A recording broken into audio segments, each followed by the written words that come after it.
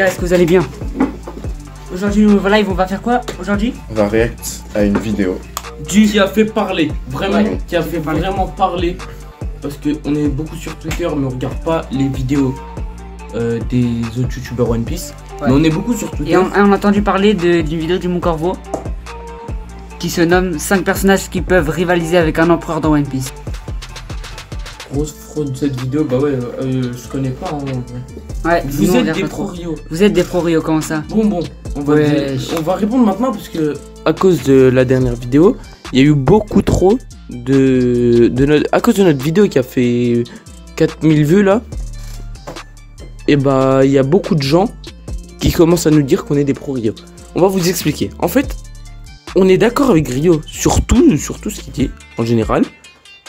On regarde pas ses vidéos, mais tout ce qu'on a vu de lui, on est d'accord avec lui. Ouais. C'est pas pour autant qu'on est des pro Rio, nous on est le Shinjikai.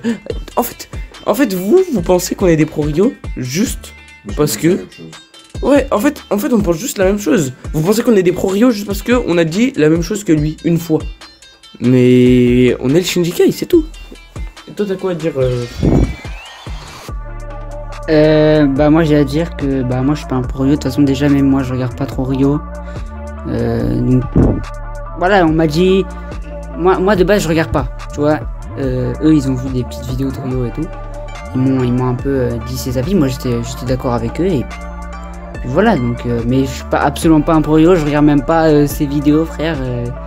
Limite je sais même pas c'est quoi sa voix frère. Laisse. かの白ひげに並ぶ4人の大海賊の一人じゃ。グランドラインの後半の海にまるで皇帝のように君臨するそやつらを世に四皇と呼ぶ。 Plus puissante instance du monde, les 4 empereurs règnent sur les mers depuis des décennies. Forts de leur influence et de leurs compétences, la simple évocation de leur nom terrorise les pirates les plus expérimentés. Maîtres de multiples territoires et capitaines de gigantesques flottes, les empereurs forment avec les 7 capitaines corsaires et les 3 amiraux de la marine l'équilibre du monde. Mais, craints de tous, les empereurs sont en mesure de détruire des pays entiers et représentent les plus proches êtres humains du titre du roi des pirates. Nul ne peut s'opposer à l'existence d'un empereur. Ou peut-être pas. Régi par la force comme par les rêves, ce monde abrite bien des personnes capables de changer le destin. Et parce que la force n'est pas éternelle, les rêves, eux, sont comme le temps. Alors, peut-être que l'espoir subsiste. Ensemble, étudions l'élite de l'humanité, la fine fleur des hommes, les uniques êtres vivants au monde capables de rivaliser avec un empereur aujourd'hui, comme certains le firent dans le passé. Goldie Roger, Oden Kuzuki et Roxy Shebeck découvrons l'héritage de ces hommes devenus légendes. Ceux qui, discrets, ont le niveau des plus grands, mais ont décidé de rester tapis dans leur ombre. Si ces vidéos sur les rapports de force dans One Piece vous plaisent, n'hésitez pas à vous abonner et à activer la notification. Mais surtout, lâchez votre meilleur pouce bleu sous la vidéo. On vise les 20 000 likes pour essayer tous ensemble de vaincre un empereur. Car dotés d'une force inouïe, les Yonko sont vénérés comme les maîtres du monde. Et individuellement, ils sont considérés comme les plus puissants combattants de la planète. Cependant, aujourd'hui, nous allons mettre leur nom à l'épreuve. Mais avant tout, Big News Morgan a un message publicitaire à vous partager. Merci à tous pour votre patience. Vous aussi, vous vous lancez dans Grand Line, mais vous n'avez pas de votre pause. Ne vous inquiétez pas. Je vous dis les gars, c'est à 4 minutes 5 l'arrêt. C'est ici. Attends, laisse-nous 3 minutes 12. 3 minutes 12. Oui. Dans ce cas, 3 minutes 12. Ah non, c'est un peu plus, c'est 3 minutes 14. Je suis à 3 minutes 16 là. C'est bon, 3 minutes 7, c'est parfait. Bon, allez, go. C'est beau. Mihawk. Qu'est-ce que tu fais? Arrête.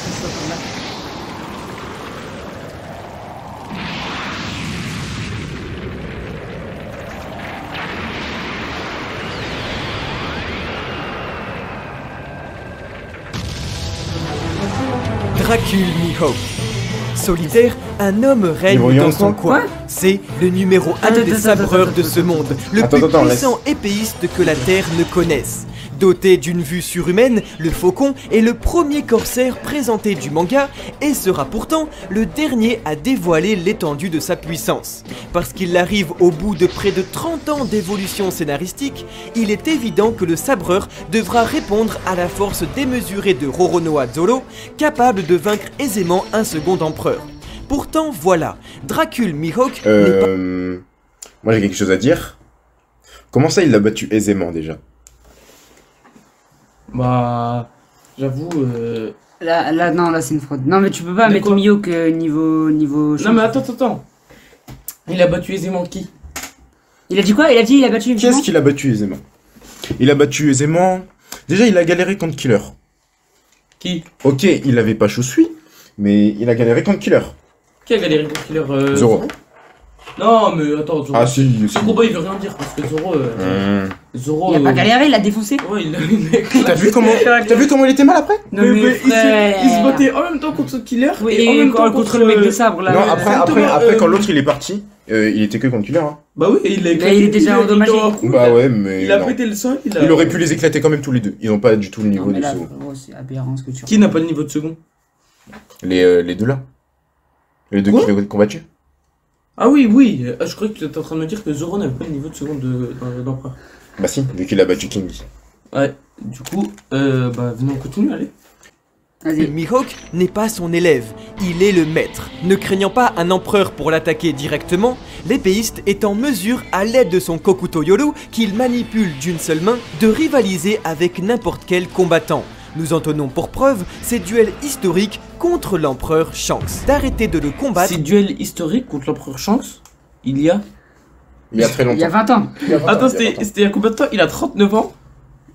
Il se fightait contre Shanks avant qu'il perde son bras. Ouais. Luffy, c'était il y a 7 ans. Non, c'était... Non, Luffy avait pas 7 ans. Il avait pas 10 ans. Luffy il avait avait moins. Il devait avoir 8 ans, un truc comme ça. C'était il y a 10 ans. Il avait 28 ans. On sait que le prime d'un homme, ça a 39 ans. Donc, Shanks, c'est bien beau de se fight contre lui à 28 ans. Mais... Les gars... Il était même pas encore empereur à l'époque. Mihawk, il savait très bien que Shanks, il allait le boire. C'est pour ça qu'il veut plus combattre. Et il a pris comme excuse qu'il ait plus de bras. c'est juste ça. Vous voulez vraiment qu'on vous dise la vérité? La vérité, elle est là. Mihawk, il a juste eu peur de Shanks.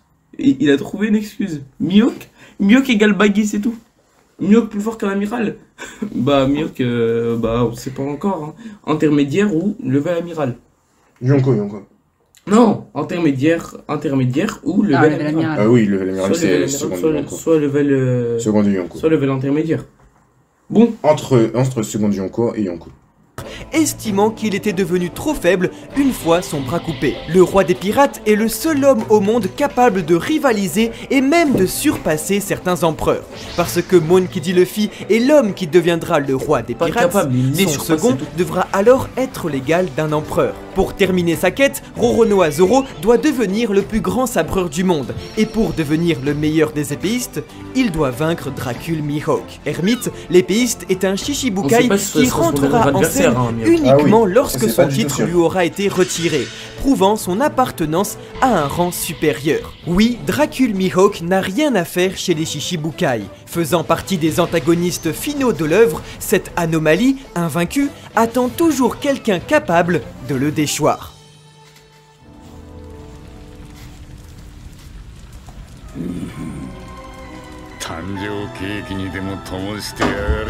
Ah, il parle d'Akainu. C'est Kainu, ça, c'est Akainu. Il va lui mettre des bougies d'anniversaire. C'est un organisateur. Sakazuki Akainu. L'existence même du mal doit être éliminée. Garant absolu de la justice, l'amiral en chef Sakazuki, dit le chien rouge, a le commandement absolu sur l'entièreté de la marine. La tête de la plus grande armée du monde, Sakazuki a le potentiel de gagner n'importe quelle guerre. La marine plus grande que l'armée révolutionnaire, vous pensez? La marine plus grande que l'armée révolutionnaire, bah non. Non. L'armée révolutionnaire, il s'attaque à quelqu'un, en fait, à la plus haute instance du monde. Ouais. Réveillez-vous, c'est le meilleur sabre de tous les temps. Mais non, pas du tout. Mais... Ryuma Shimotsuki. Non, mais là, c'est aberrant ce que tu racontes. Ouais, non, mais... Allez, on reprend. Et de vaincre n'importe quel équipage pirate. Mais une telle déclaration ne peut qu'être simulée, tant un conflit armé entre la marine et la flotte d'un empereur est un affrontement capable de détruire le monde au pire et le QG de la marine au mieux. Côté compétences physiques, il est dit par le mangaka qu'Akainu dispose de la plus puissante force de frappe possible grâce à un fruit du démon dans le monde. L'homme est si redoutable que selon son auteur, si il avait été pirate, il aurait trouvé le One Piece en 2 ans seulement.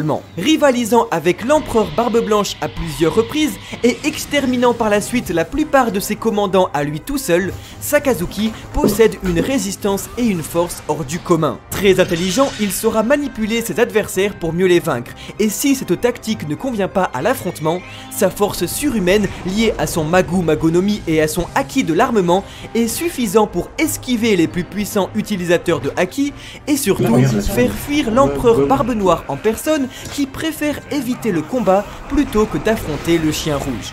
Enfin, capable de... Attendez, c'est normal qu'il évite le combat, c'est un pirate. Il va pas aller voir la marine, il a rien à faire avec la marine. Bah oui, il a rien à faire avec la marine, je suis d'accord. Non mais attendez, en fait, il parlait de qui quand il disait évite le combat? De Teach. Il parlait de Teach qui évitait le combat.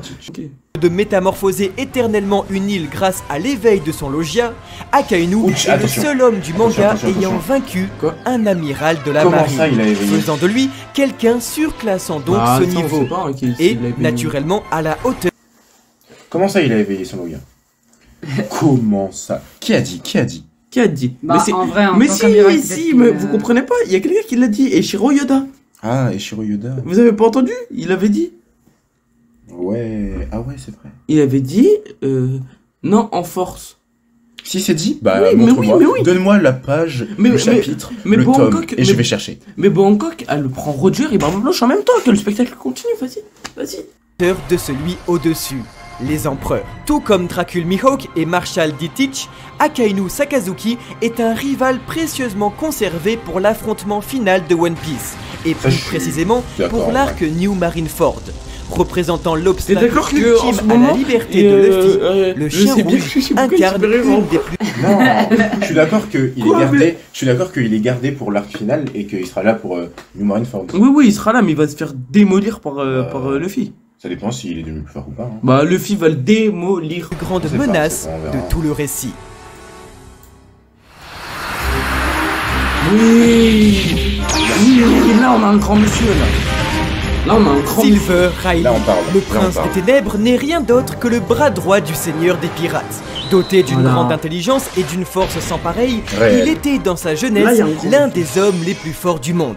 Dominant les plus grandes puissances de son époque, Riley n'a aujourd'hui pas encore perdu l'ensemble de sa superbe. Capable de se déplacer à une vitesse renversante et de stopper à lui tout seul un amiral de la marine, il ne fait aucun doute que le prince des ténèbres peut tenir tête à n'importe quel être vivant de Grand Line. Maître incontesté du Haki, il est le professeur du personnage principal de l'œuvre, faisant de lui un homme à un tout autre niveau d'exigence.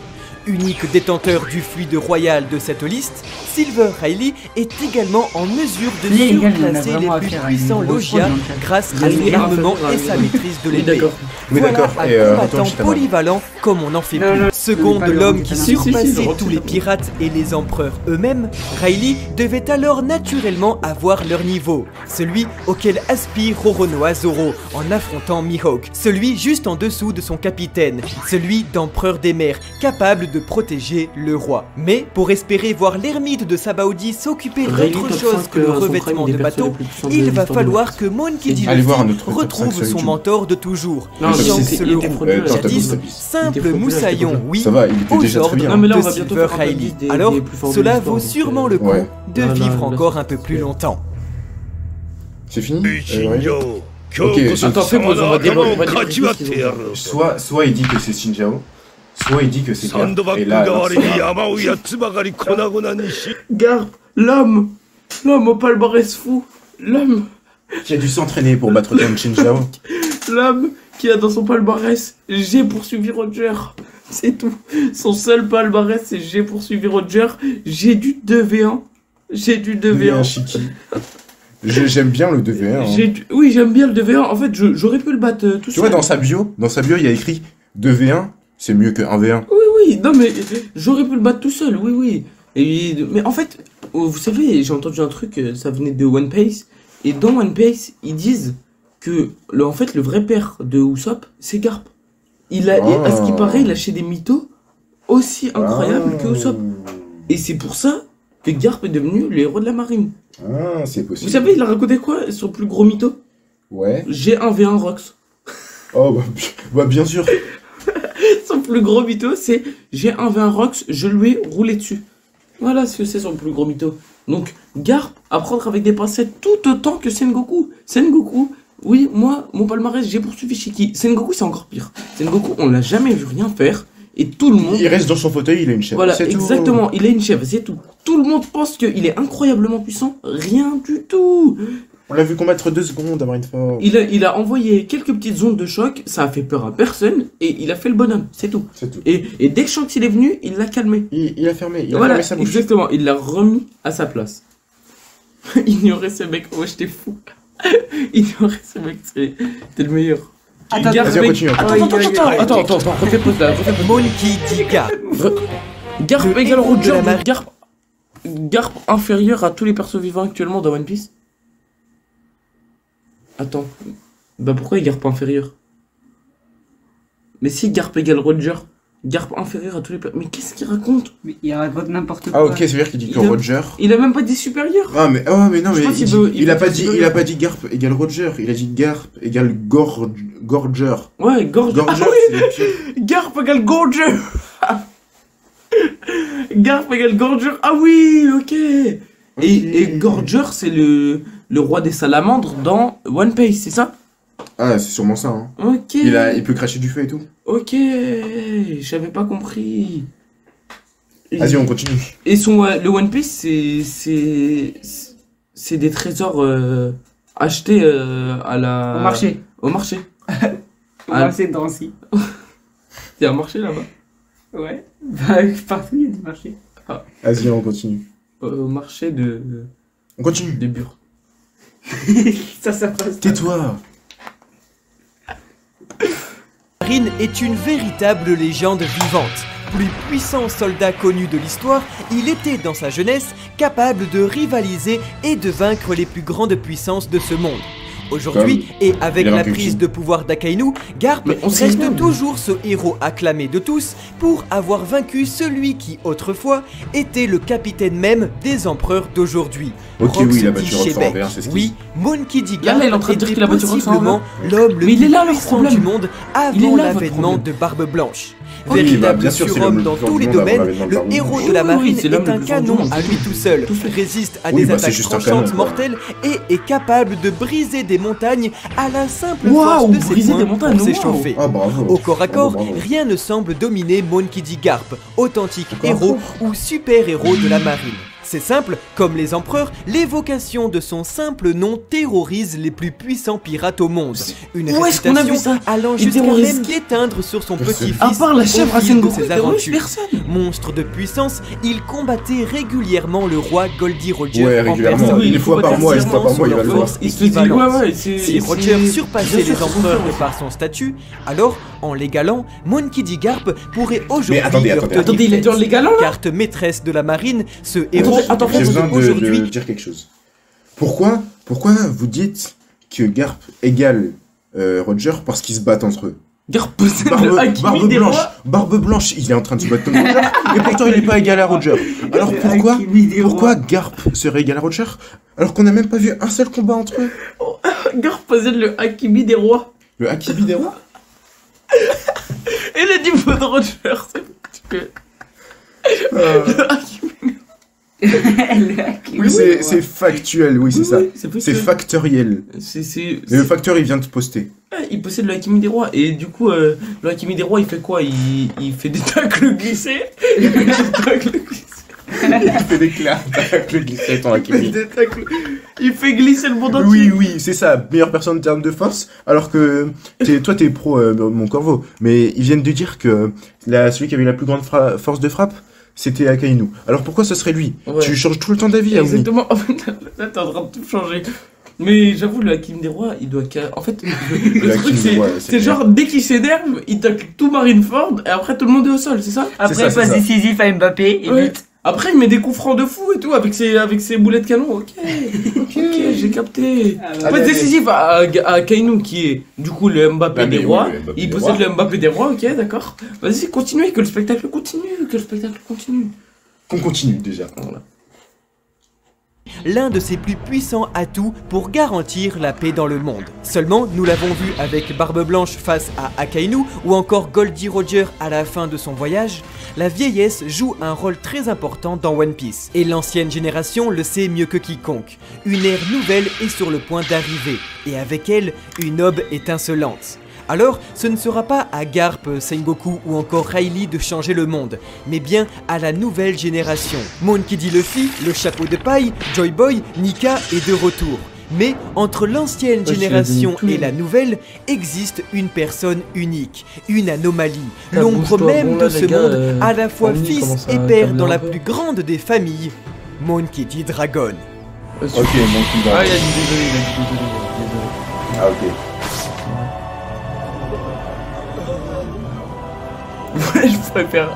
Calmez-vous les. Dragon, c'est un beau.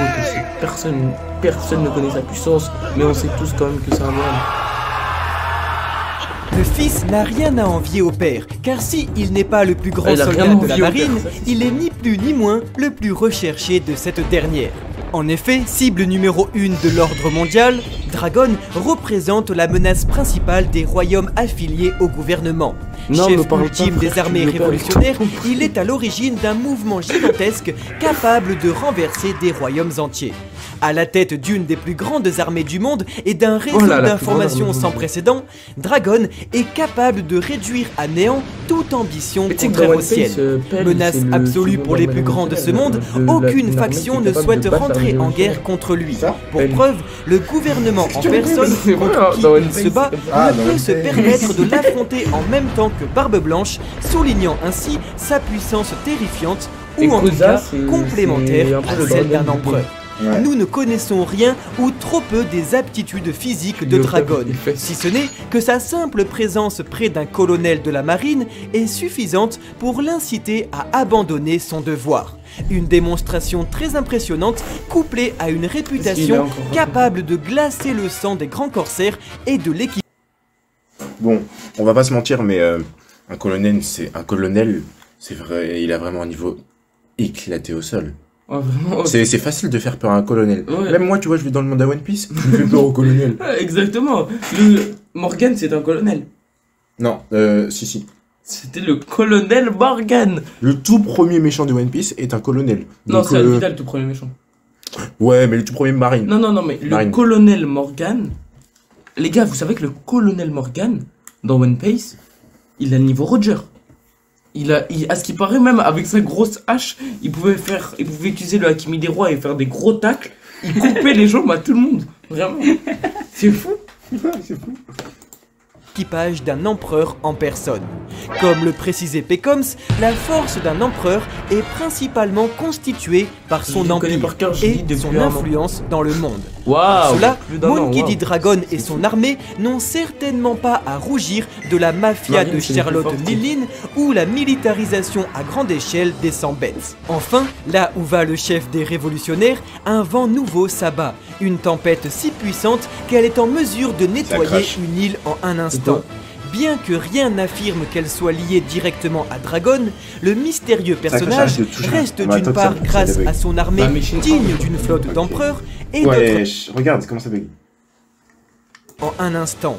Bien que rien n'affirme qu'elle soit liée directement à Dragon, le mystérieux personnage reste d'une part grâce à son armée digne d'une flotte d'empereurs et d'autre part, à l'aide de sa simple réputation, l'un des hommes capables de changer le monde. Cela tombe bien, car celui-ci tout entier attend sa réponse. Cependant voilà, ces hommes aussi remarquables, illustres et redoutables puissent-ils être, un empereur reste un empereur. Courir ne servira à rien, car ils peuvent vous trouver à l'autre bout du monde. Vous cacher n'épargnera pas vos proches, les dragons, tous les personnages que vous avez présentés, car ce que veut un empereur l'obtient. Une demande, une réclamation, quand échapper à une puissance écrasante devient simplement inévitable. Car après tout, qui pourrait s'y opposer ? Voilà à quoi se résume l'existence d'un empereur. Voilà à quoi se résume la vie de ceux qui s'opposent à eux. Aujourd'hui, les grandes puissances de ce monde sont en mouvement. La justice aura prouvé sa capacité à vaincre l'un des 4 piliers de la piraterie. Mais qu'en est-il des autres? Depuis 22 ans, le trône du roi est vide. Je pense que c'est le meilleur montage. Un jour arrive, et avec lui, la plus grande guerre que le monde n'ait jamais connue. Alors, quand celle-ci sonnera son terrible glas, faites en sorte d'être du bon côté. Bref, sur ce YouTube, on espère que vous avez kiffé la vidéo. N'hésitez pas à liker, commenter, partager, vous abonner. Sur ce, on se dit à la prochaine. Salut.